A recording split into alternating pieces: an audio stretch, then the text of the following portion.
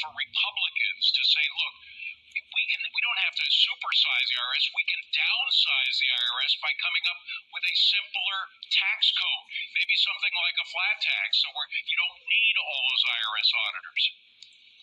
Boy, wouldn't that be a great thing? You know, I've long advocated for the past 20 years the fair tax. I wish I'd invented it, but I'm certainly a proponent of it. It is a flat tax, but it's a flat tax on consumption rather than production. And one of the features of the fair tax is it eliminates the IRS because you don't pay taxes on that which you produce. It would be absolutely revolutionary to our economy, and it would be something that I wish the Republicans and, quite frankly, Democrats too should champion, because every single taxpayer benefits when they're not punished for their productivity, whether it's work, savings, investment, capital gains, and they pay taxes when they buy something rather than when they create something.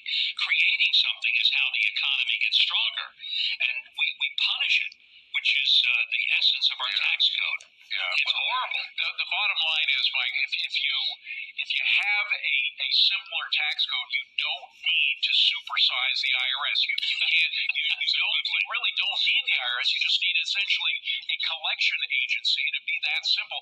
Counting on hundreds of billions of dollars in new revenue by IRS tax enforcement, which never comes to fruition. I don't care what you say, folks. It doesn't come to fruition. So beware of this bill. Inflation. In fact, the Penn-Wharton model estimates that it will increase inflationary pressures through 2024, won't reduce the deficit until after 2027.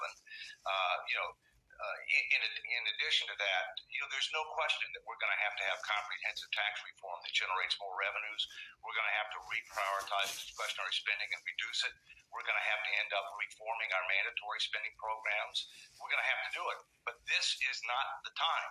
We have inflationary pressures. I guess the logic here would be, okay, less underreporting. Right. Yeah, they'll go after that underreporting. And that's underreporting from individuals is $250 billion. It's much larger from individuals than corporations or payroll taxes. And who's that going to go to? That's mostly going to be people that make under $400,000 a year. Again, that's not a tax increase, because that's tax law that exists. It's just people aren't paying it, and the IRS is going to try and collect it. It'll be focused on people making under $400,000 because there are more of those people than there are over $400,000. Ellen, the Treasury Secretary, says, yes, the IRS has more funding for audits, but Americans making less than $400,000 aren't the target. On Wednesday, Treasury Secretary Janet Yellen, who is actually the IRS part of the Treasury, okay, so she's actually in charge of the IRS per se, she said that the IRS funding of the IRS, quote, shall not be used to increase audits on small businesses and households making below $400,000. Shall not be used, in quotes.